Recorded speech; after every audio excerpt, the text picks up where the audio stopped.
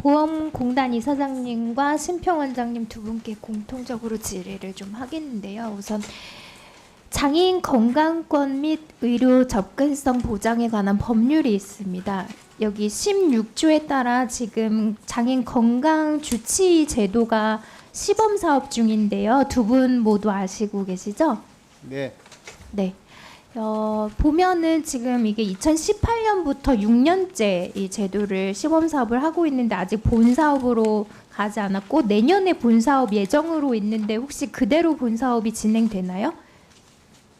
혹시 이사장님께서 아실까요? 예, 이 장애인 주치 건강 주치 4단계 시범 사업이 지금 그렇죠. 본 이번에 사업이 2월에. 2025년으로 되어 있는데 계획이 어떻게 되죠? 그 부분은 아직까지 아직 저 최종 결정된 게 없는 걸로 알고 있습니다. 두 지금 기관에서 전혀 그 계획이 없으세요? 현재 이게 구체적으로 월 된 게 없어서 아마 그건 아마 그 후반기 아마 검토가 될 거라고 봅니다. 하반기에요? 예. 이거 검토되시면 저희 의원실하고도 좀 논의를 해주셨으면 좋겠고요. 이게 굉장히 지금 1차에서 4차까지 시범 사업 거치면서 많은 그 장애인분들이 이제 9배나 늘어났어요. 이게 되게 호응받고 있는 제도고 굉장히 필요한 제도인데요. 이 보시면 지금 PPT 자료에 보시겠지만 그러니까 장애인 건강주치 제도를 시행하는 병원인데 휠체어 리프트가 접근이 안 되는 병원이 거의 50%가 넘죠. 그래서 이런 것도 있고 뭐 예를 들어 다양한 장애 유형별로 편의 제공이 전혀 되고 있지 않는 부분이 50% 이상이 돼요. 그리고 이뿐만이 아니라 이건 심평 원장님과 관련이 더 클 것 같은데 이제 보건복지부 자료를 보니까 장애인 건강주치 등록된 의사분들은 꽤 많은데 이 중에 실제로 활동하는 주치의가 몇 프로 되지가 않은 게 보면은 보통은 서울 지역, 경기 지역에 많이 계시고 예를 들어 울산이나 전남 경우에는 활동하는 주치의가 0명이 계세요. 그래서 이런 상황이라서 그러니까는 전체 등록한 건강주치 중에 14%만 활동을 실제 하고 계신다는 거예요. 혹시 심평 원장님 이 이유가 뭐라고 생각하세요? 이게 실제로 이제 그 의사들의 방문하기가 여러 가지 뭐 교통편도 있고 시간도 많이 걸리고 여러 가지 장애 요인이 있으니까 네. 지난번에 중주에서 경정으로 뭐 저 대상을 좀 확대를 했거든요. 네. 그리고 저희들도 사실 의사회를 통해서도 좀 여러 홍보도 좀 노력하고 그랬는데 네. 실제적으로 그 하는 의사들을 많이 못 끌어올린 거는 뭐 이게 수가 현실입니다. 문제라고 전 생각하는데. 수가 문제도 있는데 조금 뭐 그도 저는 향상시키겠다고 보는데 네. 예. 그 이제 의사 방문 수가가 있고 의사와 동반되는 다른 이제 의료인도 수가가 있는데 네. 그 그게 비슷한 수준으로 좀 맞춰 주셔야 예를 들어 뭐 요양 노인 요양 관련된 이거 비슷한 서비스 있잖아요. 예.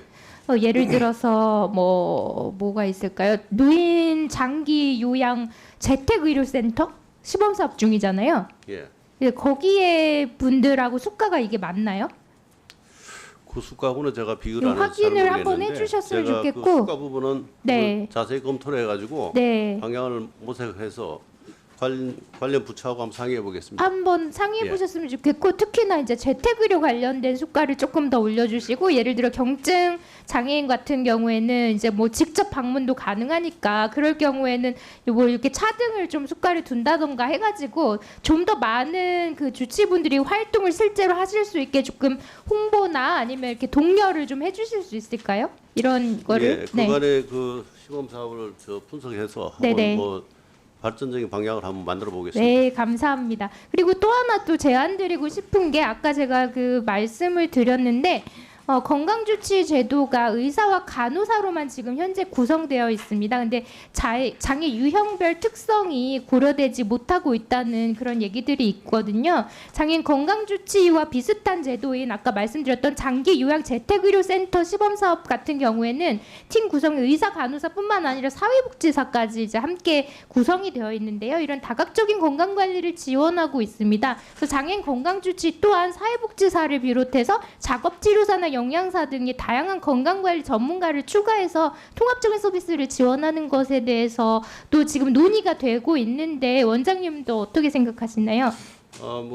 장애 유형에 따라서 다양한 그 니드가 있다고 봅니다. 그리고 환경계 예. 주거 환경에 따라서도 예. 그렇거든요. 그래서 예. 이게 좀 다학제적인 통합적으로 이렇게 관리가 될 수 있도록 이쪽으로 조금 계획을 아직 지금 1차 종합계획도 만들어지지 않은 상태거든요. 이 건강권법의 6조에 따르면 사실 지금 이미 종합계획이 수립됐어야 되는데 아직도 안 되고 있어요. 그래서 이거 수립하실 때 이거 들어갈 수 있도록 다학제적으로 할 수 있도록 좀 원장님께서 노력해 주실 수 있을까요? 예, 실제적으로 꼭 의사가 안 가야 되는 경우도 있기 때문에 네네. 오늘 의원님 말씀하시는 대로 다각도로 한번 검토를 해보겠습니다. 네, 다각적으로 노력해 주셨으면 좋겠고요. 또 하나 이제 다른 질문인데요.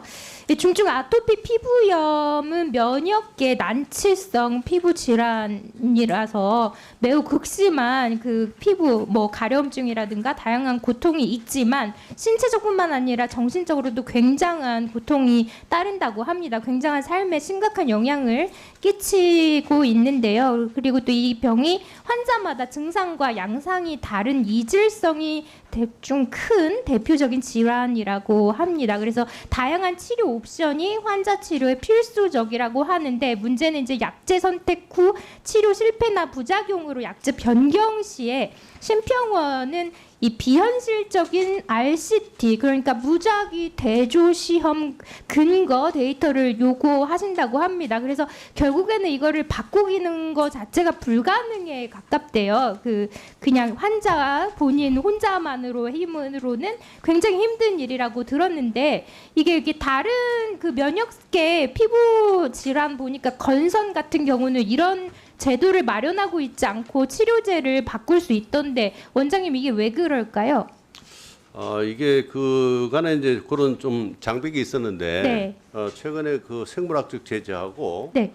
이 야노스카이네즈라는 그 효소제 억제제하고는 교체 투여가 요청에 대해서 인정이 됐습니다. 인정이 됐습니까? 그래서 교체 투여에 급여 적용하지 않고 있었던 것도 해결이 되었나요? 예, 그래서 그 교체 투여 시에 전액 환자 부담 적용하는데 네. 요거는 유연하게- 환자 부담을 좀 완화할 수 있도록 조금 네. 더 추가로 노력해야 된다고. 이게 봅니다. 예정이 언제 정도죠? 언제 정도로 예상하세요? 이런 교체 투여 가능하게 하는 게 유연하게 하는 것이? 그거는 조만간에 제가 그거는 기간은 가서 검토해서 네, 기간을 네. 따로 보고 드리겠습니다. 네, 알려주시면 예. 감사하겠습니다. 그리고 이제 다음 좀 PPT를 보여주세요. 이거 기사 제목들이 쭉 나오는 PPT일 텐데요. 식욕 억제제, 마약처럼 중독된다 등 이제 식욕 억제제에 대한 내용이 되게 많이 나오고 있습니다. 이 얘기를 제가 왜 하냐면 이제 이것도 원장님께 관련된 일일 텐데요. 심평원에서는 의사와 약사가 의약품을 처방 조제할 때 의약품 안전성과 관련된 정보를 실시간 제공하고 부적절한 약물 사용을 점검할 수 있는 DUR 시스템을 운영하고 있다고 하고 아까 업무 현황 보고 자료의 24페이지에서도 의약품 안전사용 서비스 DUR 이렇게 해가지고 구체적으로 설명해 놓으신 걸 제가 확인을 했습니다. 원장님, 근데 이것이 잘 지켜지고 있지 않지요? 예, 실제 이게 그 DUR이 중요한 그 진료상 프로세스인데 네. 이 DUR 자체가 중요한 정보를 중복 처방이나 이런 거를 알 수가 있습니다. 그러나 지금은 이거 의무화가 돼 있지 않아서 그쵸. 그게 좀 문제라고 그래서 지적이 PPT 됩니다. 두 번째 보시면 말씀하신 대로 의무화 안 돼 있으니까 이게 많은 한 68.3%가 DUR 시스템 점검을 하지 않았어요.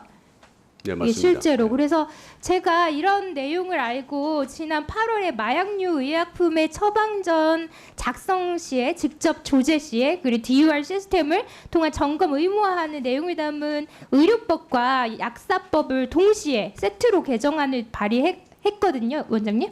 예. 그래서 감사합니다. 손쉽게 구할 수 있는 마약도 그런 이런 의약품으로 인한 중복 오남용 폐해가 심각한 사회적 문제로 대두되고 있는 지금 시기인 만큼 이를 예방할 수 있는 이 사전 점검 시스템의 역할이 매우 중요하기 때문에 이런 근거법이 굉장히 중요하다고 저는 생각을 합니다. 그래서 이번에 아마 제가 법안이 이렇게 논의되는 과정에서 의견을 물을 텐데요.